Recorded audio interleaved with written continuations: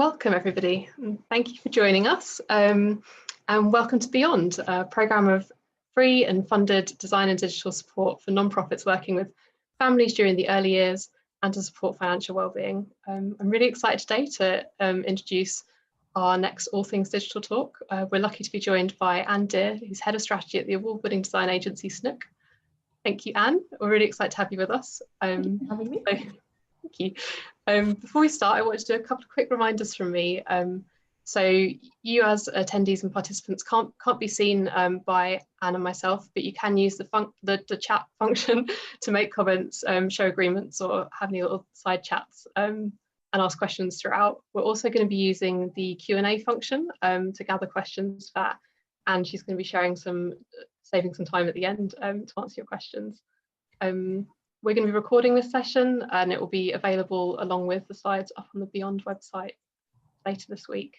And please message me directly if you've got any technical issues or questions as you go along, and otherwise please make your chats available to all panelists and attendees so that everybody can see what you've got to say. But that's enough from me. I'll hand over to Anne. Thank you. Thank you very much for having me. I don't know about you, but it's only Tuesday, but it already feels like a Thursday, possibly a Friday. Responsibilities are piling in, meetings are telescoping into each other. We barely have 5 minutes to have a cup of tea in between meetings. So I know it's going to sound a little bit unusual, but I'm suggesting we take just a moment to arrive, settle in, look away from the computer. If you're lucky to be sitting by a window, just look outside and take a moment to breathe in, breathe out.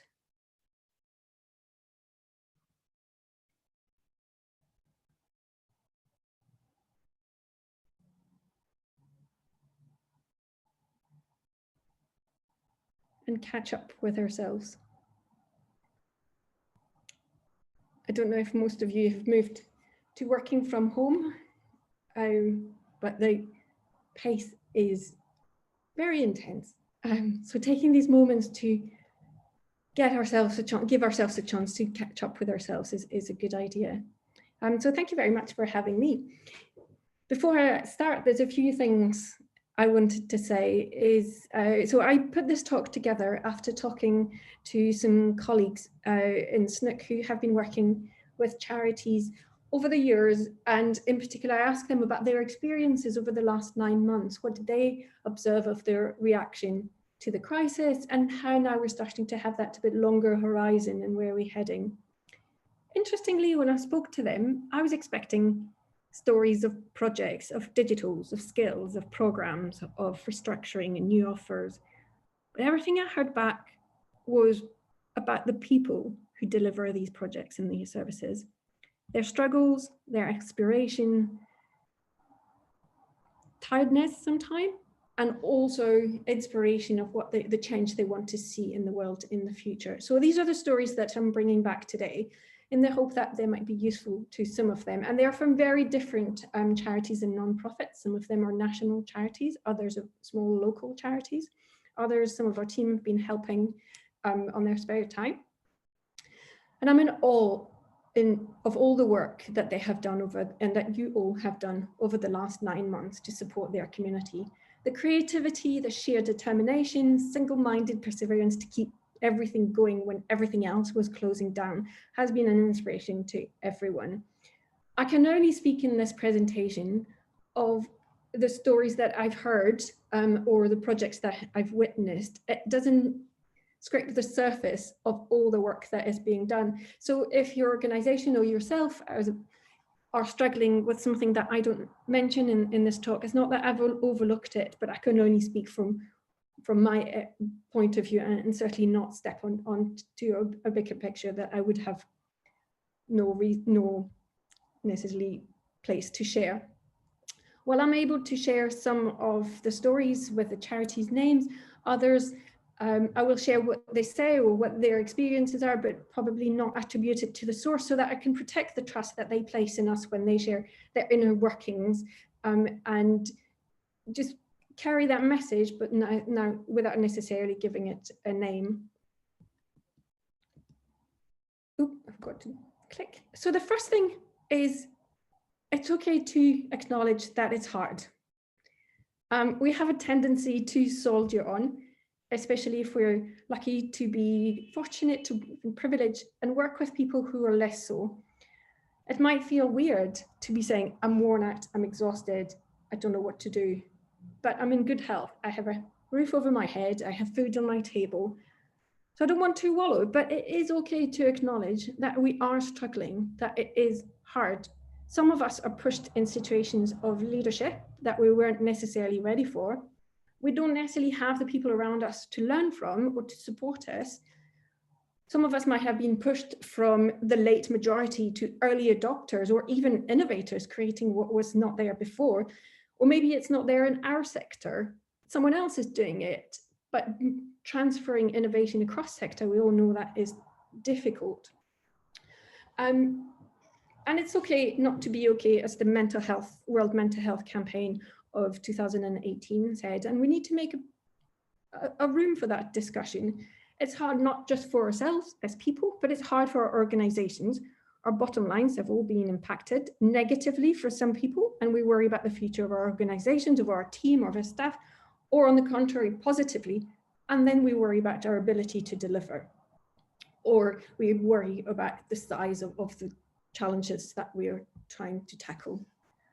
And this is where I can invite you today to look up. For many of us, this is the biggest crisis that we have ever been confronted with. So it feels a little bit like the end of the world. Our own struggles, working from home with the kids on top of everything else, can sometimes feel insurmountable, but combined with a pandemic, we can feel overwhelmed. Add to that the challenges that we have seen to our political system, a fight for racial equality, a climate emergency. If you're tempted to throw in the towel, I won't blame you. But we can look up. We can look beyond our own horizon. In history, we have gone through crises of that scale, and humanity as a whole has pulled through on the other side. We've been here before. We'll probably be here again in the future. There was a flu pandemic on the back of a world war, the snowiest winter in 100 years on the back of a world war. We can look around us for those who have grown up or lived in areas of war and conflicts. I can't even begin to imagine their experience. It certainly must have felt like the end of the world, and a never-ending end of the world at that. We can use these stories to put our own experiences in perspective. We've been here before, we'll do it again. How do we nurture our resilience in the long run?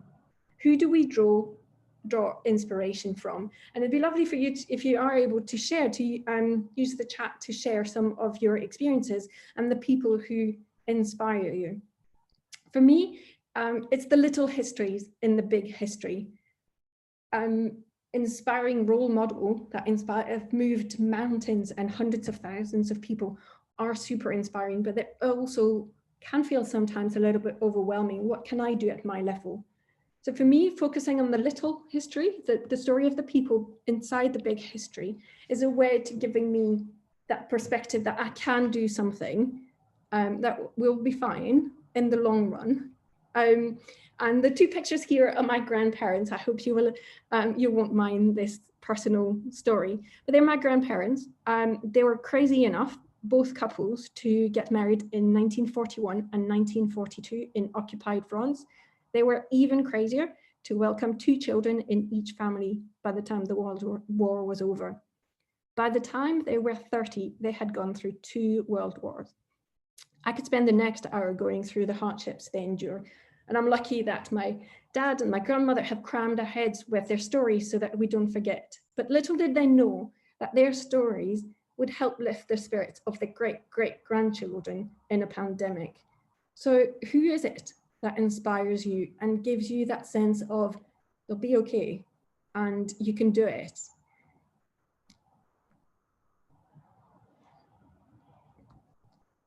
The next thing is we need to do, and it's a really hard thing to do when we work in sectors that we truly believe in, is to put our own oxygen mask on before helping others. And by the look of it, we need to put our own face mask on before helping others.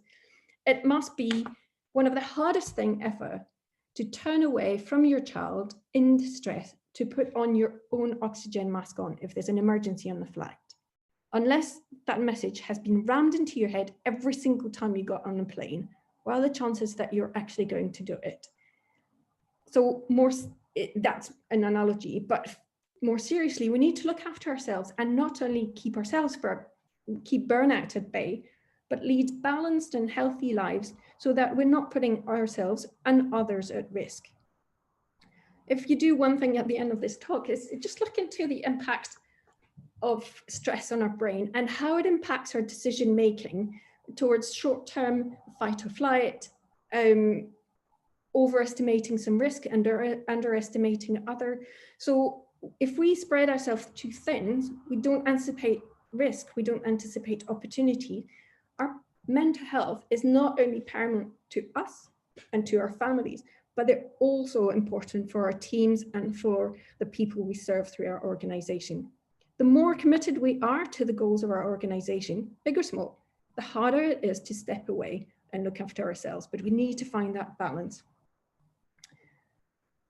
And this is one of the model of a response to a crisis. And you might recognize, we'll share the slides later, but you might recognize how you yourself and your organization have gone through the last 9 months and perhaps past the original shock, then put in place a heroic response, then trigger events. Like in particular, I feel for you, for those of you who are in areas where a second lockdown has been announced, and those trigger events just push you down again, and then you go up and you have setback and you move on. A little bit like the stages of grief, though all these things could happen at the same time. It's not one linear, there's a crisis, there's lots of issues, and then we go back up and we're out of the crisis. We can have multiple honeymoon, multiple heroic, multiple trigger event at multiple times. And this is one of the ways that we can deal with this is by defining our horizon of certainty or uncertainty, depending on how you wish to think of it. At the beginning of the crisis, do you remember, people kept talking about the going back to normal, but a pandemic is not like a winter and then reliably spring comes around. History never goes back. The going back to normal message is kind of fading somewhat into the narrative. I don't hear it quite as often. I think it's creeping back now that we have hopes of a vaccine, but really things have changed and we're slowly wrapping our heads around the fact that uncertainty is here to stay. But our brains don't do well, certainly, with uncertainty. We have the capacity to imagine all the worst things that could happen. And dealing with uncertainty just is a huge drain on our brain. Every decision, simple as going out for coffee, going to the supermarket, meeting your family, your friends, picking up your kids at school, suddenly it's like packed with what ifs and trade-off. Do I really want to need to go to the hairdresser, or actually it is a risk? So this is absolutely exhausting. And to reclaim control, we can define horizons of uncertainty or horizon of certainty, where like I know what's going to happen in this time frame on this particular topic. So things I've heard in the last few weeks, for example, we have a good idea of what activity looks like until the end of the year. That's one. And then the other thing, maybe I can't think about Christmas. I can't even project myself into Christmas. That's like one horizon. Another thing I heard is around, we need to focus on the next 6 months of our financial plan to take us to the end of the financial year. So that's already moving towards a 5 months, 6 months time frame. Someone else said, I'm preparing myself for the disruptions to last until the summer. And today there's the announcement of some of the exams being cancelled.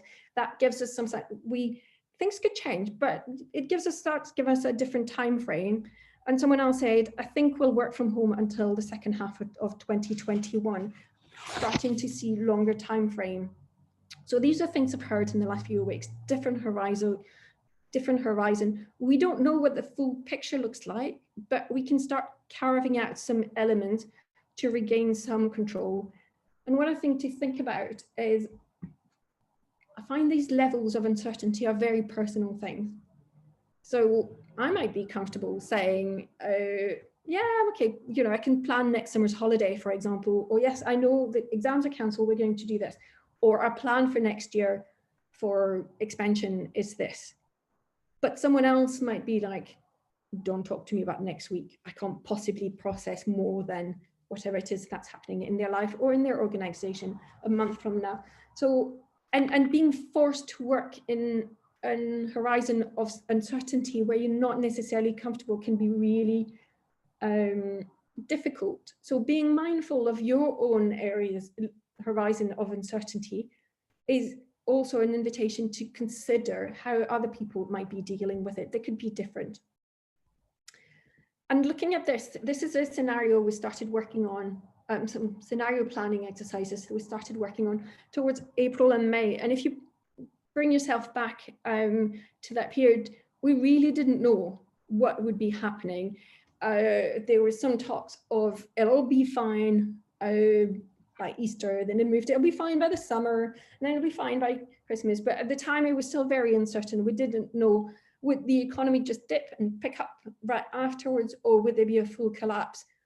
At the time, we also didn't know, will one lockdown be sufficient, or will we start seeing local lockdown happen? Now we see these things happening, we can prepare. So looking at at these possible scenarios, between a full lockdown, just living with the risk, our lives, and so be it, booming economy and full economic collapse.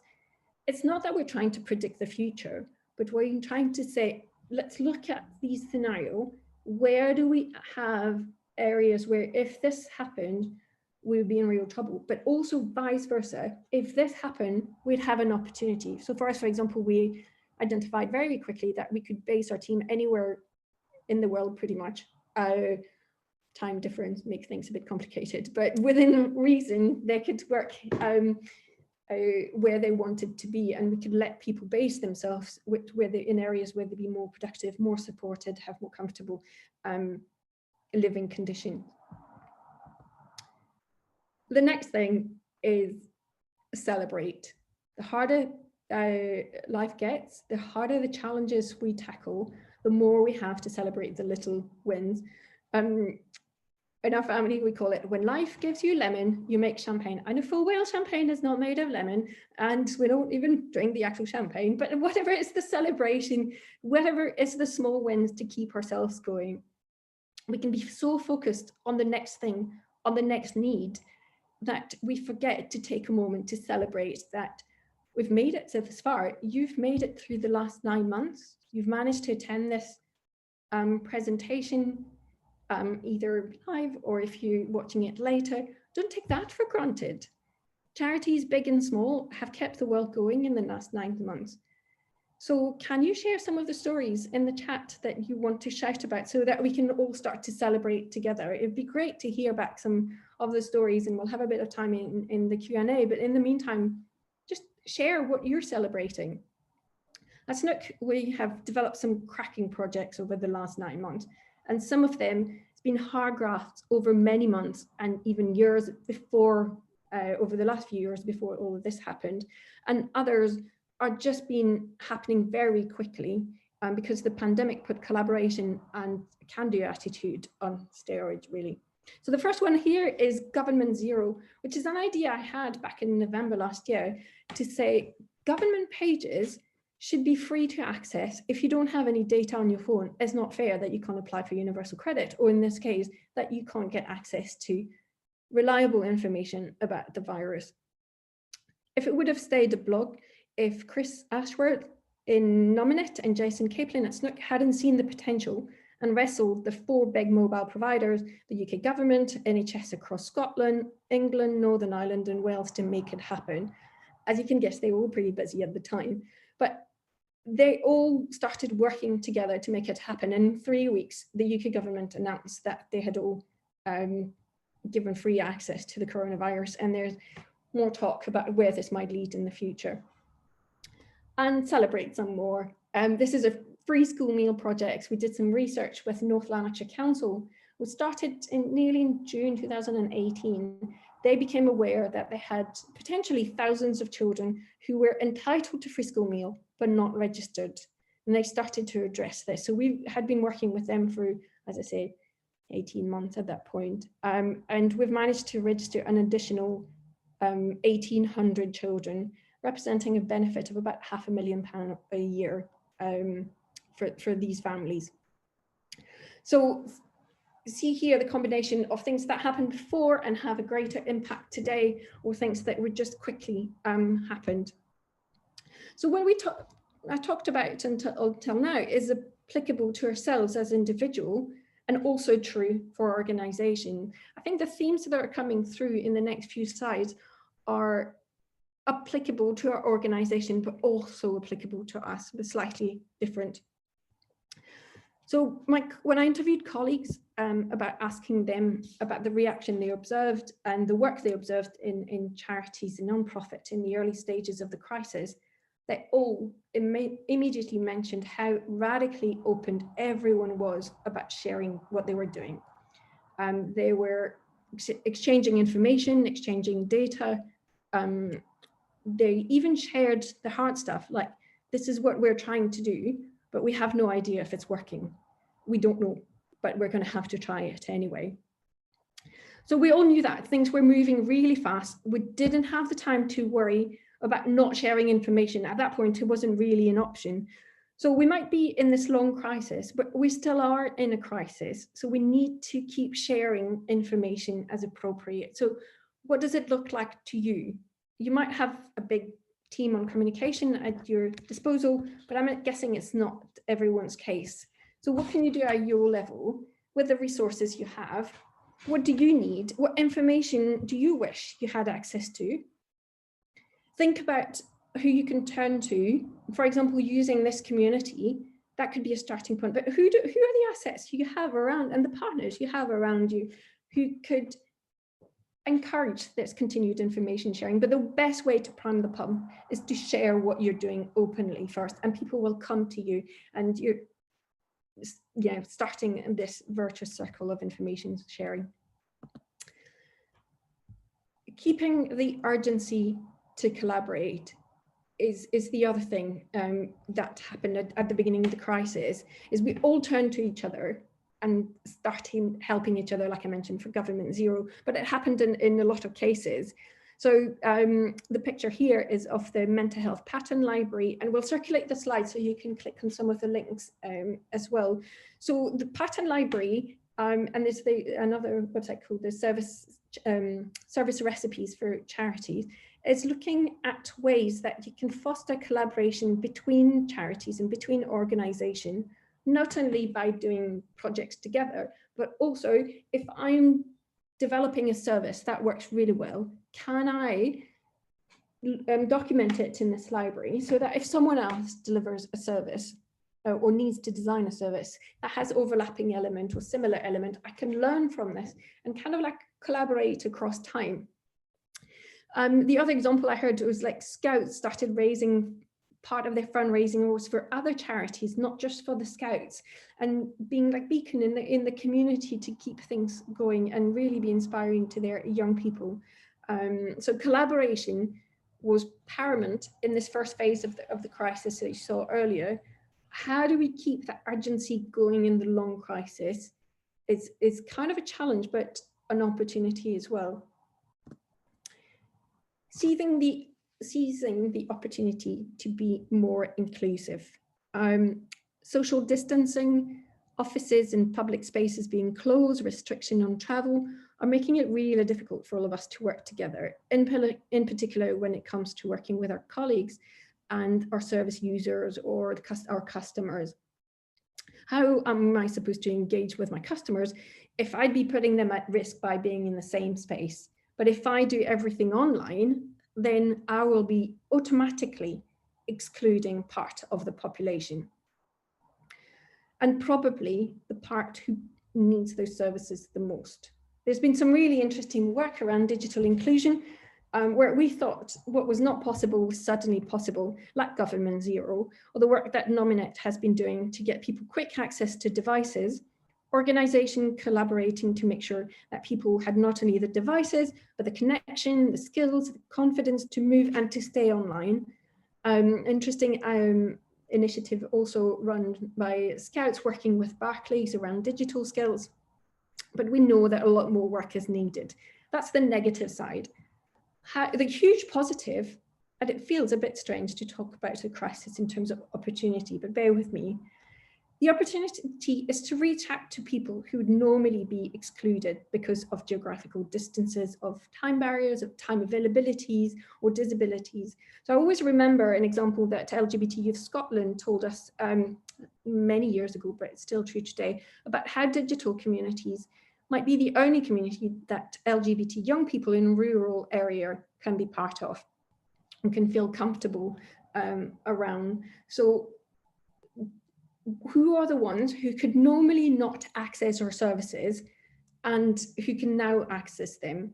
So one example here, we're working with Young Start to co-design a new grant application process with young people. And we had originally planned to work with a group of young people in location that kind of we could reasonably access given the travel and time budget. But now that everyone is working from home, can we work with young people much further in areas who we could normally not reach and who have probably never been part of user research? What about young carers who might not be able to leave home but could work with us from home and at times that are compatible with the school and caring responsibilities? That opens a whole world of possibilities. So while the move to digital is a challenge to make sure that we bring people with us, there is also an opportunity to be looked at.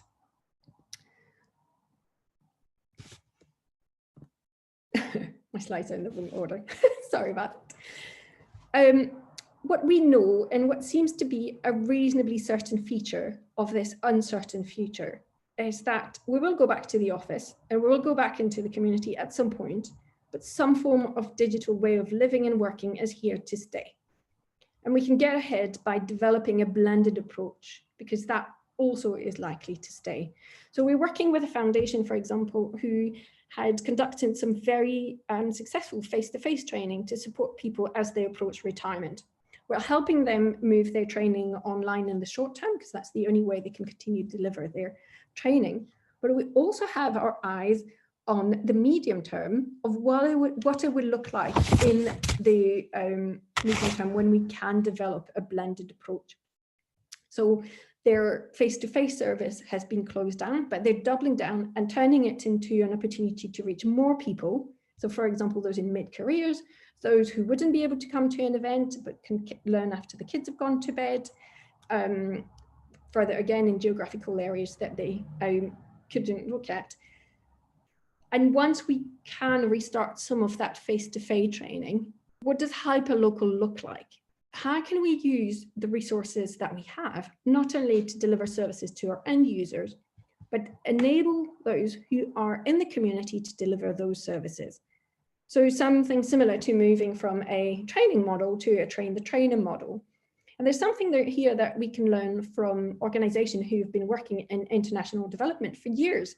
They have similar constraints in terms of access, in terms of safety, in terms of training, barriers, language, technical barriers. So I think there's a lot to be learned here from other sectors to see how we can bring them into what we do. And we'll step back. It's around once we are coming to terms with these changes, and then once we start having a little bit more visibility into what the next few months or years look like. We don't have all the answers, but we have enough pockets of certainty to look at how we need to restructure our organizations. The world has changed and we can't keep the services organized or the organizations set up the way they were doing before. One of the charities we worked with had been moving towards an agile delivery model, and they had been working on it for over a year. It's a big change.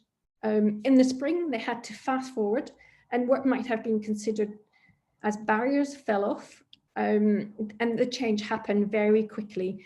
And SCAT, for example, say that they've reorganized from event teams towards product team, and they were able to make it happen very quickly to deliver the inspiring program that we saw, like the Great Indoors, which reached hundreds of thousands of people and had thousands of activities that children and young people could do online. So if you're pivoting your service, who do you need to bring in? what experience, what skills do you need to bring in to support that change? Recruiting is not always an option. So who is it that we can learn from? If you have teams on furlough, how can we make the most of the fact that they are free to use their time for training purposes? And people who are on furlough are still able to volunteer. So how might you attract the people with the skill sets you need? At the beginning of the pandemic, I remember there were skills exchange. What does it look like now that we have a little bit more certainty that the furlough will be extended until March? That's one more horizon of certainty that we know. So what can we create to get us there? And within that horizon, things might change, but it's something to give us a timeline. The picture here is a picture of a small part of our team, our Glasgow team. I'm talking to you from Glasgow. We haven't even reopened the office yet, except for exceptional circumstances, like if your Wi-Fi fails or something like this. We only pop up into the studio to get a monitor or some piece of equipment, but it hasn't been used since the start. Not only that, but since the beginning of September, we can only meet one other household at a time and only outside. So this is the closest we got to each other. That was on August 28th before the new restrictions came in. And since then, we've only met one-to-one, two people at a time and outside for a short period of time at 2-meter distance. However, we are more and more making sure that these meetups happen. It's key to keep everybody's spirits up, to do some of the collaborative work. There are some things that we miss in that online working. So we need to continue to make time for this. I started planning it weeks in advance because otherwise time goes by, meetings stack up again, and we lose sight of it. So this is one of the little things that we're doing. But that means also that if we're not working in person as often as before, our team can be set up anywhere. As mentioned, some have worked in Spain, Portugal, Italy, Argyll and Bute, Birmingham. For us, it's an opportunity, but it's true also for your organization to recruit in areas where there might be fewer jobs and create opportunities where there might have been. So one of the charities we worked with decided quite early on that they would close one of their offices because they realized they wouldn't use it as much. Others might have shared spaces at different times for different purposes. So it's something to think about, that if our purposes change, then we need, and how we deliver our services, we need to change how we set up our organizations. And this is where the next big challenge lies. I'm assuming that when your organization or your service was set up, most likely a lot of research went into it. What is its purpose? Who does it serve? What are their needs? What do they want? How do you work with users? How does the service deliver? How do you measure the value that the service brings and make a case for the funders? How do we communicate? How do we train our staff? How do we safeguard the people we work with? Now, if you pivot the service model, or if the environment around the service has changed significantly, then we need to restart that setting up effort. And it starts with research, going back, who are the users? What are their strengths and assets? What do they need? Who are they motivating? And what are they trying to accomplish? I've always been in awe of how well frontline staff know the people they serve. And despite that, they've always had to do that research to understand users' needs. People's lives have been thrown upside down over the last 9 months, following already challenging years before that. So we can't really make any assumptions. We need to research with people to design the services and the organizations of the future. And again, we've done this before, we'll do it again, and we can do this. We just have to take it one service at a time. And I hope that we'll have some questions in the chats that we can go through together. Thank you, Anne. I've got a couple of questions here for you. Got one from Pauline, from when you were talking about inspiration. Who inspires me? Interesting to think about the difference between who impresses me and who inspires me. Is inspiration what makes you do stuff yourself? That's an interesting one. I need to make some notes. For me, it's the people who make me feel that I can do something at my level. And by my level, I mean, you know, just me as a person, my family, the people I'm responsible for, but also our team, our entire organization. It's the ones who make me feel that it is possible. And this is what I think where your distinction of impress is really important, because if we focus on the people we're impressed with or impressed by, it can feel a bit inaccessible. The changes that they're making in the world is above what we can do. So we could be tempted to give up in a way. So the ones who inspire me the most are the ones who make me feel that I can do it. I can do something. Maybe I won't be able to do the whole change I want to see in the world, but I can turn the dial, and that's enough for me to keep going another day. Oh, that's wonderful, thank you. So my next question is, do you have any tips for celebrating remotely with your team? That's a good question. I'm never the one in charge of the fun in our team, but luckily we have other people in the team who are absolutely phenomenal at this. So yes, we have, for example, we use Slack as a chat and discussion within the company, and we have a thank you board. It's one of the most active boards. I just assumed everyone had one, but I realized later, and somebody saw it on my computer and saw, oh, this is great. It's one of the most active one, and it allows you to think for a minute of what others are doing for you. And sometimes you're on a receiving end of the thank you, like, oh, that's so lovely. It makes you smile for a little while. We have, so we do that. We also are lucky that we take the time every quarter to come together as a company. It used to be in person and now it's digitally, but it's an entire day, and it starts by a big celebration of achievements over the previous quarter. And some of them are real achievements, like projects. All achievements are real, but are project achievements that have had an impact, or that we've tried, and you know, it might have failed, but we tried to do something. But some of it is also fun. And it's also what people have achieved in their personal lives, and they feel confident sharing with the team. And then we have some silly boards with lots of cats, cakes, bread, plants.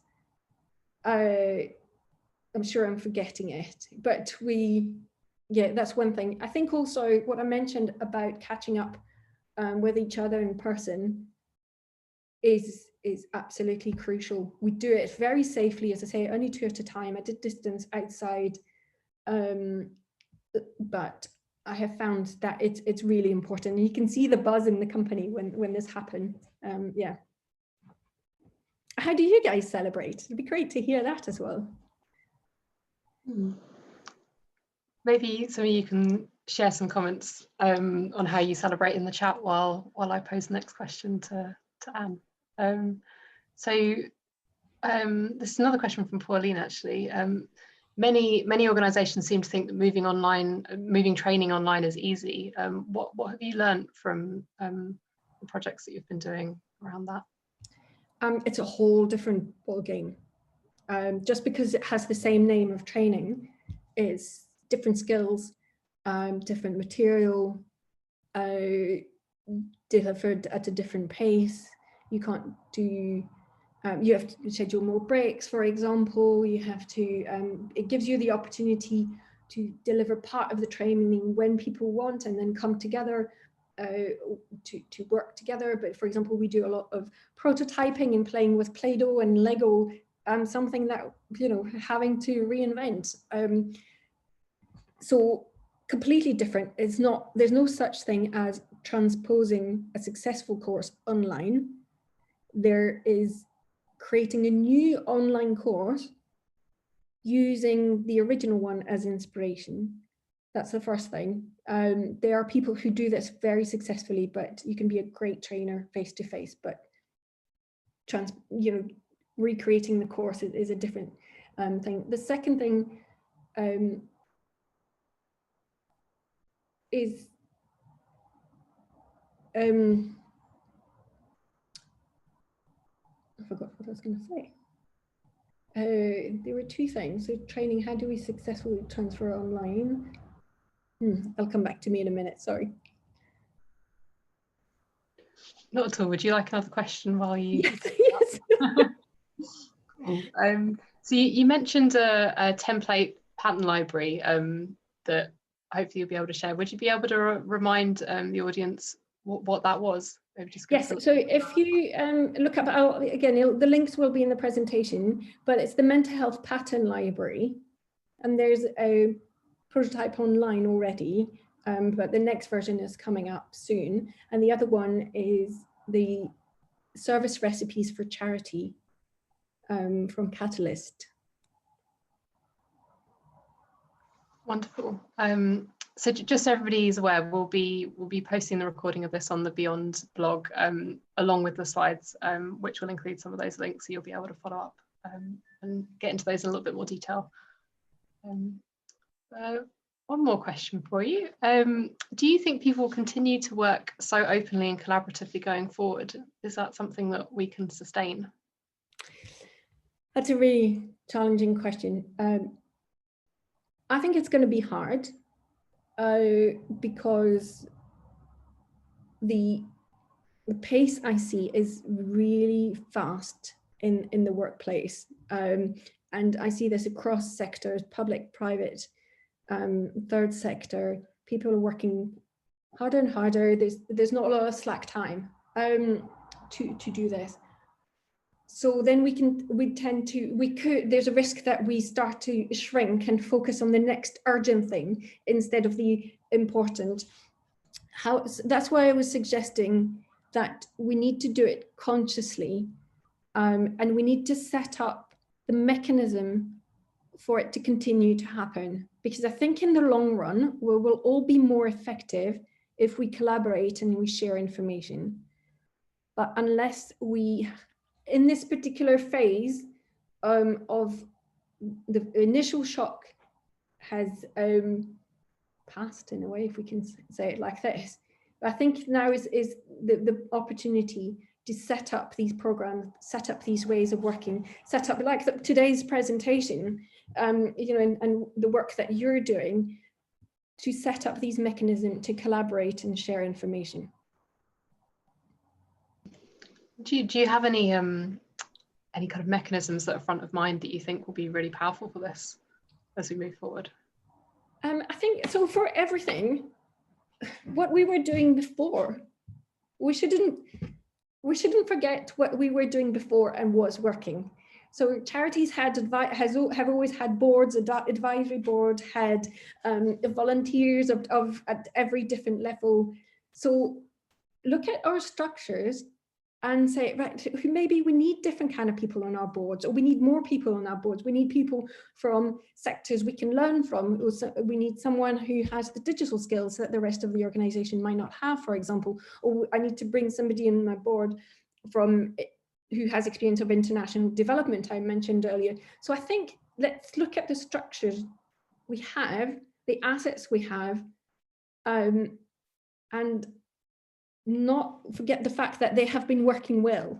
And the proof is that the charities and non-profit have continued to work in extraordinarily difficult circumstances, doing incredible work. So we need to make sure we don't abandon what has made us successful over the last, however period of time you've been going.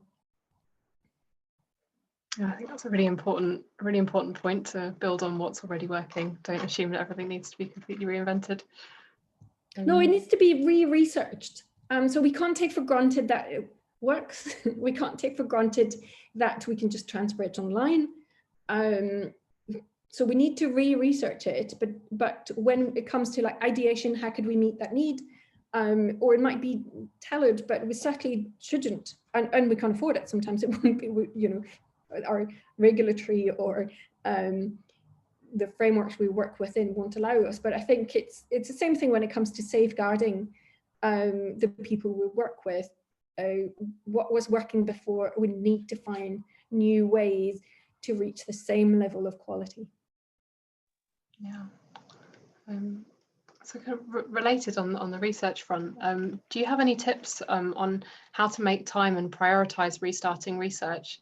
It's very important to us, but everyone really feels like they're drowning in the office. Or, well, that's a good question. I think one of the things you can look at is the cost of doing nothing. The cost of not doing it, we will probably only find them in the medium term. We're so busy firefighting that we'll notice a little bit probably too late that we have missed some of the user needs, that either we're providing a service that is not as effective, doesn't reach necessarily the people who need it the most, or that we've missed an opportunity, that the users needed a new service and we've missed the opportunity to create it. How, there's two questions that come with it. Is there's no point in telling people that's just one more thing you're going to have to do. There's only 24 hours in the day, and I think the level of intensity, as I said earlier, could start putting people at risk. So we need to find ways to carve out time for the important beyond the urgent things. Unfortunately, I'm not coming today with a magic wand. Perhaps it can be the talk of the topic of another talk of balancing that urgent and important. And the next question that's kind of embedded in this as well is, how do you conduct research safely with social distancing? A lot of research is observation in people's homes, observing how they live, which obviously I know is not necessarily desirable. So there's a whole area of research looking into, again, it's the same thing. We don't just transpose research online. That might be fine in the first few months of as an emergency response in the first few months, but it's not sustainable in the long term. So just like how do we create a training online, we have to create new ways of research with social distancing. But thinking again, there's opportunities. One of the group we're working with, we are looking into ways of training community leaders into user research so they can conduct, or community members, not necessarily the leaders, so they can conduct the research with their communities. We need to look at bias. So there's lots of issues and opportunities around it. But again, that's probably the topic for a whole other talk. Oh, that's wonderful. So what makes a good online trainer in your opinion?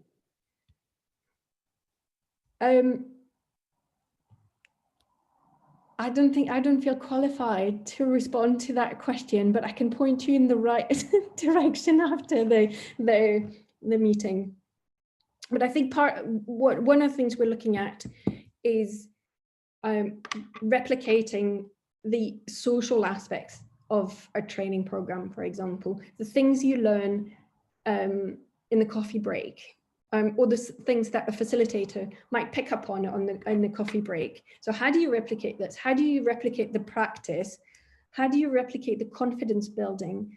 Can you really gain confidence into a new skill working by yourself in front of a computer? Probably not. So you need to look at, these are some of the questions we're looking at. So I can connect you to some of our team who are doing that work for more in-depth answer. Oh, wonderful. So we're at our last question now. So we have definitely seen our services reach a whole new audience, but digital inclusion is a huge worry for us. We're worried that there are people who are completely missing out because there's no door that you can walk through and pop in. Have you seen any examples of people being able to reach the people that used to just turn up?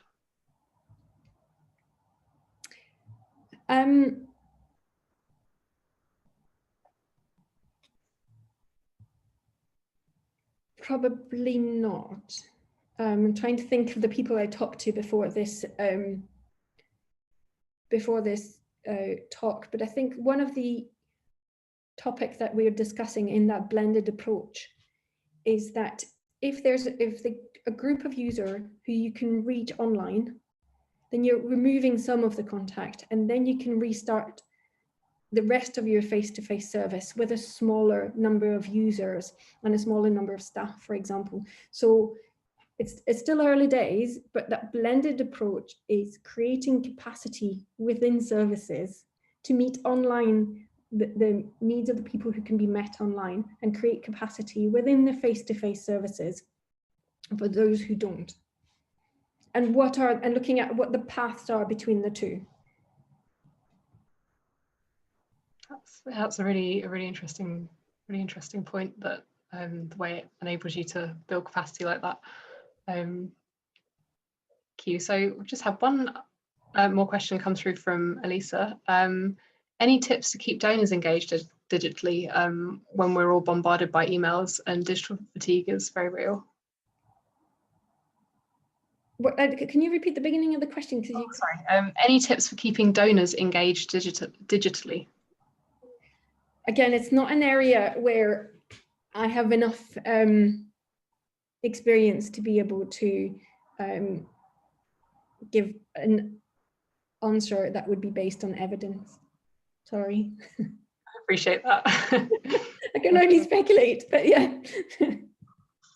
Thank you. I think that might be our Q&A wrapped up. Thank you, everybody. It was a great set of questions there, and thank you, Anne, for taking the time to answer them so thoughtfully. It was, yeah, really wonderful. And I'd like to thank you again for what I think has been a really refreshing and human session today. I think we'll all have a few things to take away and think about personally.